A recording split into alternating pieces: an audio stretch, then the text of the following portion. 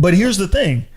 One thing that I've noticed as a guy is as I've gotten older, life has gotten better, especially with my relationships with women.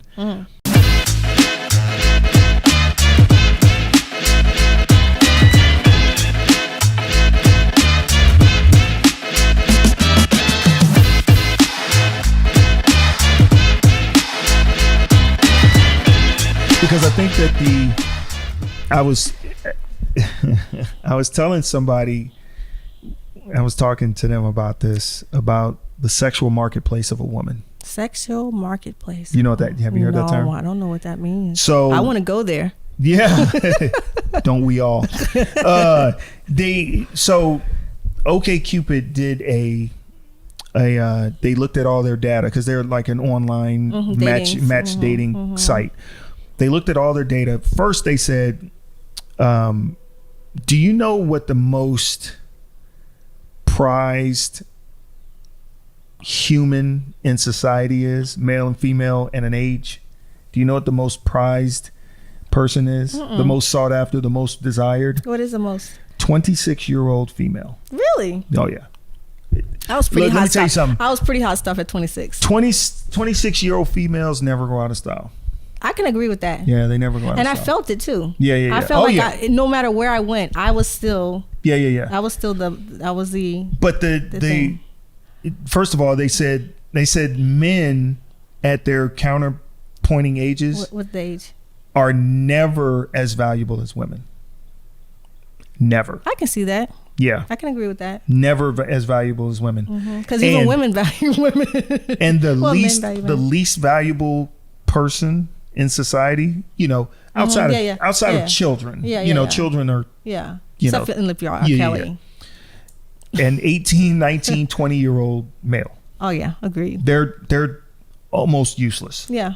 Yeah. I would agree with that too. But they are the ones that are going to be fighting the wars. They're the ones that are going to be, taking the bullets in the front line. That's why we send them there. But they are, we don't need you guys. Yeah, you guys are useless. Right, if you make it out of this, then we might, But here's the thing. One thing that I've noticed as a guy is as I've gotten older, life has gotten better, especially with my relationships with women. When I was 20, when I was in my early 20s, late teens, there was so much competition for females in that age range or a little bit older. Everybody wanted them. And females or women had their pick of the litter. They could go with whoever they wanted to. Oh, I don't like you because your feet are too big. I don't like you because, well, you stink. I don't like you because of, they're very picky. They do their thing. But they're very picky because everybody is lining up and throwing themselves at them.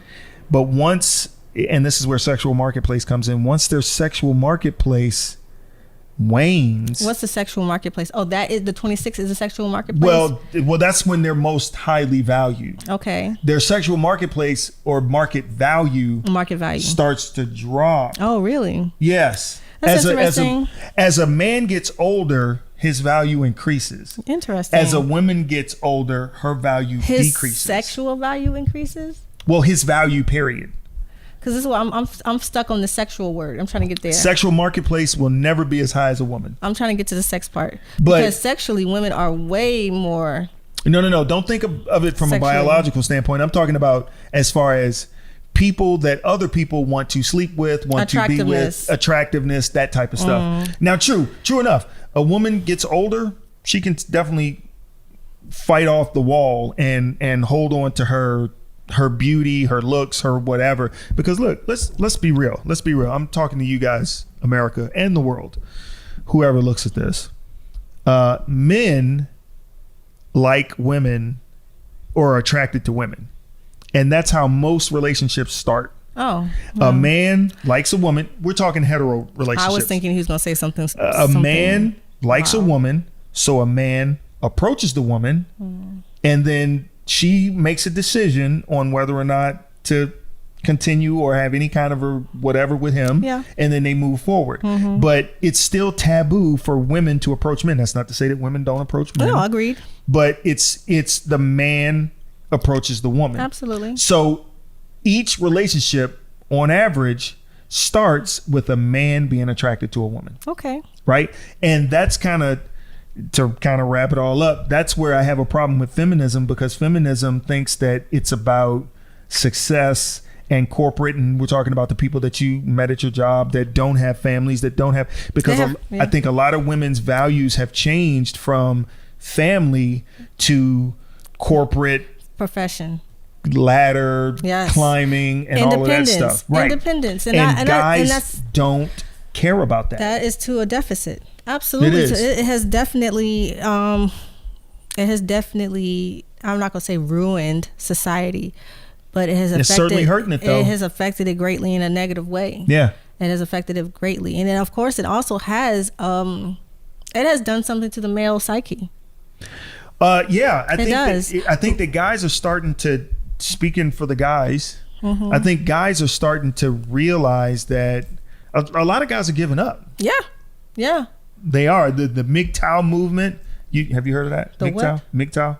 No. MGTOW. Men go their own way. Oh, I was wondering. Yeah. A lot of guys are, and there's another movement, red pill men. Yeah, red pill. No, it's not anything gay or anything like that, but it's like there's red pill. They say when you stop pedestalizing women and putting them in worshiping and all that stuff, you're said to be taking the red pill. Society is very gynocentric. I don't know if you know that. I don't know that. It's very gynocentric. Everything is about looking at life through her lens. Is it? Yeah. Yeah. Now, to be honest, it's probably always been that way, but I think that now that women are in the corporate environment, they're making their own money. And look, hey, I don't mind if you want to go to school, or you want to become or start your own business or whatever, and you start making money as a woman, do your thing. Make your money. Women are making money now. Oh yeah, they're making money, and I don't mind that at all. But you have to understand as a woman, because I see a lot of women say, "Well, I'm making $120,000, $130,000, $150,000. I need a man," because they're still on the hypergamy. I want a man that's making what I make and more, because women date up. So it's like, I want a man that's making what I make and more. I don't agree with that. I don't think women are dating up anymore at all whatsoever. You don't think so? Absolutely, because the CEO is a woman. So what CEO are they dating? They're taking the men's jobs. So that right. You have the job that your man was supposed to have, and now he has to have this other little flute, other white collar job or whatever, or even some blue collar workers, you know what I'm saying, are opening their own business. This is what we have, a lot of entrepreneurial men. And of course, entrepreneurs, they are not making the big bucks in the beginning. They are able to make their day. They are potentially leaving a legacy. They are doing things that are more family structure to me, more still in line with society. Well, the previous generation. You don't think women date up? No, not the women. Not the. I'm not talking about you. Well, I'm talking about these women that, of course, that I meet and that are in these boardrooms. That's all I can talk about, because those are the women I associate with. So then, now the women that are. Why aren't they married? Because the people that they're dating that are not within their caste, I suppose. Their caste. Not caste. Their class. So the thing is. Class, the same thing? Right. So the thing is, the reason why they are not married, of course, is because some of them do not want to date down, but that's the only options you have. That's literally what I'm talking about. But you're saying they date up. They're not dating up. That's what I'm saying. They're not dating anything. You're literally saying the same thing. I'm saying they don't want to date down. No, what you're saying is that they do these things, and I'm saying no, they are just asexual. Right. It's not happening. If there's a woman that doesn't want to date or doesn't want a guy, I'm not talking about them. I'm talking about the women that you've talked to, and that's what I'm saying, want a man, yes, but can't get one. Okay, there's some of those, yeah, but then the ones that I'm closest with, they don't care about the financial. They know that they're going to make more than the men. They know that. Some of them just want men that are too pretty. and there's outside of their. Some people just have unrealistic expectations. That's what I'm saying. I think guys have been in this space forever. What space? Where they make what they make, and guys don't care what women make. A guy can make $200,000. Let me tell you something. A guy can make $200,000, and he could meet a hostess at freaking O'Charlie's and making 30, if that. And he will date the hell out of her. Well, that goes along with the scheme. But women won't do that. No. Right. That's what I'm talking about. No, but that's a big jump. That's not a big jump. 200,000 to 30,000. If you like the person, what does it matter what they make? Because when you want to take a trip, you want them to at least say that they can afford it this year. And trust me, I'm not saying that it's bad or wrong. I'm just saying, can you be in the same tax bracket? You can't. No, I'm talking about this example. For this example, because I've dated people that don't have money, that don't have a job at all whatsoever, and no income, zero income. So this is not about me. But I'm saying when we have these conversations, can we be more realistic and have something that's less exaggerated gap? No, because I'm trying to tell you from a standpoint of a guy does not care. It does not enter into his mind what she makes. What matters to him is how she looks. Some guys do care whether or not. These are all generalities. I'm talking about, but in general, I can't speak on that. I don't know. Guys don't care what a woman makes, but a woman certainly cares what a guy makes. I can't say that. You just said, well, we got to go on trips. He's got to have something. We got to be in the same tax bracket. No, not for me. Not for me. That's what I'm saying. Not for me. Not for you. I'm just talking. We're talking generalities.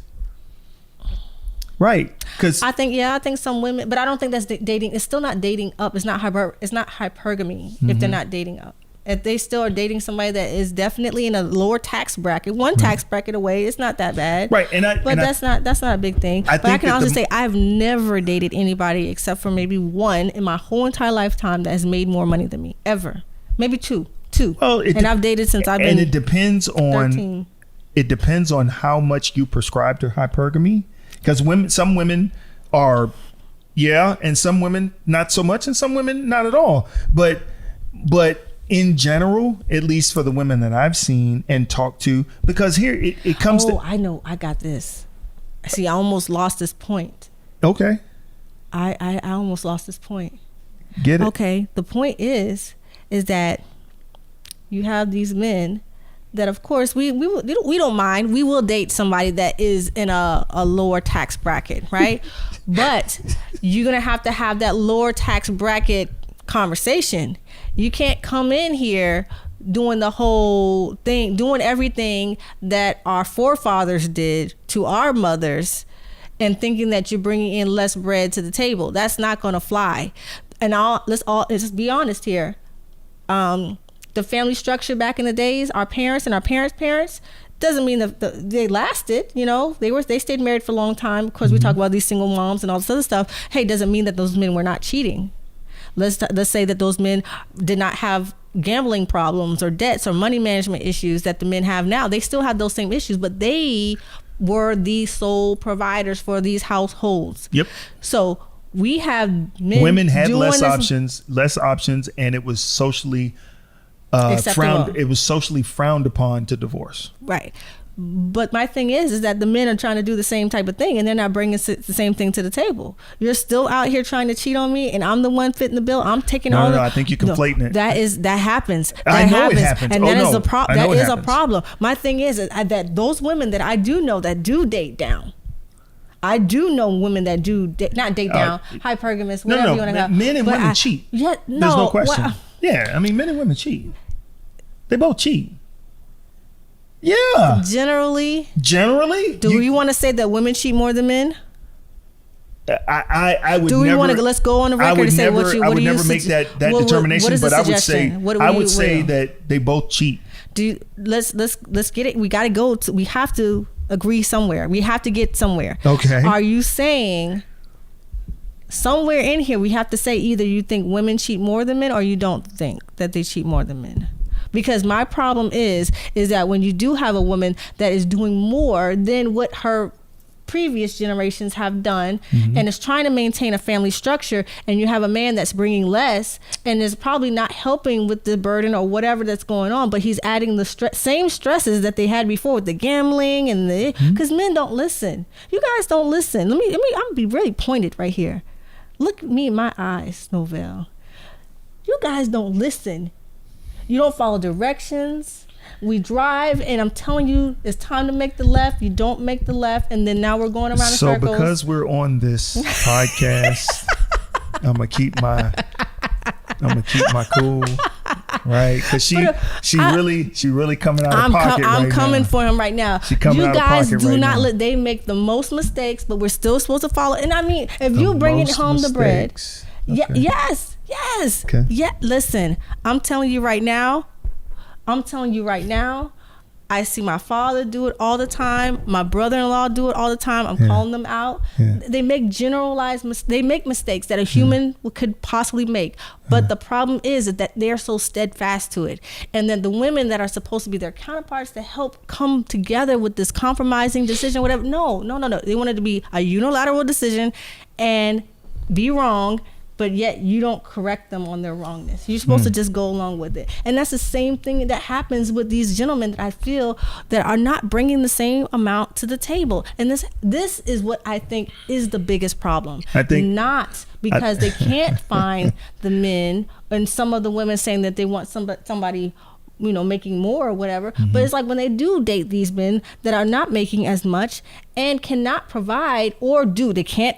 Oh, let's go here with this. Wait a minute. Before you go too deep into it, because I was about to go somewhere else with it. Because I had somewhere else to go. You're gonna make me clap at women, and I don't want to clap at women. I'm having a pretty good time right now, but you guys can't cut grass no more. You can't change a tire anymore. I'm out here changing tires, fixing plumbing, hanging tile. You can't do none of that. Why don't you get your man to do that?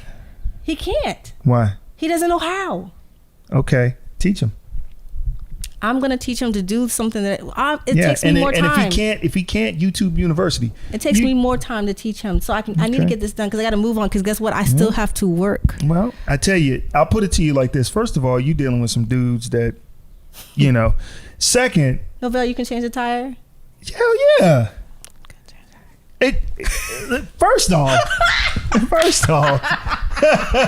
you think I can't change a damn tire? I've blown tires many times, but anyway, I think that he can blow a tire. Yeah, that's not the question. It ain't about the blowing of the tire. It's about the changing of the tire. You're driving, but I think that men and women. I think that because I want to get back to what we were talking about. Men and women cheat. Men and women. Some women know how to cook, some women don't. Some men know how to cook, some men don't. What I'm talking about is that you're bringing all of those things in there, but a man doesn't care what she makes. She does. Of course he doesn't. Right. Of course he doesn't. Whether he makes more or less. Of course, yes, of course not. He might actually care that he makes more, that she makes more but I'll ask you this. Do you think a man should pay for the first date? No, I don't care. It doesn't matter. Right. You are in the minority. I know. Because most women feel it doesn't matter what she makes. Yeah. That he should take care of it. Because he asked her out, because society dictates that he asked her out. He asked her out, so he should take care of it. And that is sexist. Okay. So for more videos to find out about us and more Be That Way content, go ahead and hit the like button, hit subscribe. That really helps our channel. And go ahead and come back and see some more. All right.